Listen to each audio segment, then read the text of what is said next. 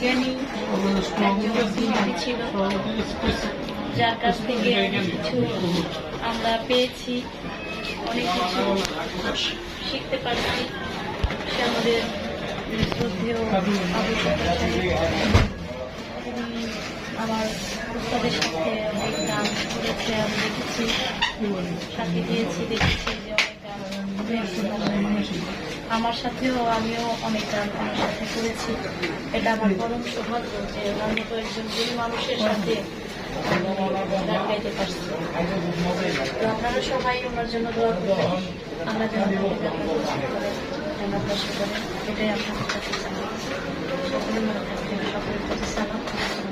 এখন মুখ্য সরকারের কাছে আপনারা শুনলেন। এখন আমাদের আরেকজন সুরকার, গীতিকার সালাম পাগলা, সালাম বাউল, নেত্রকোনা, আপনি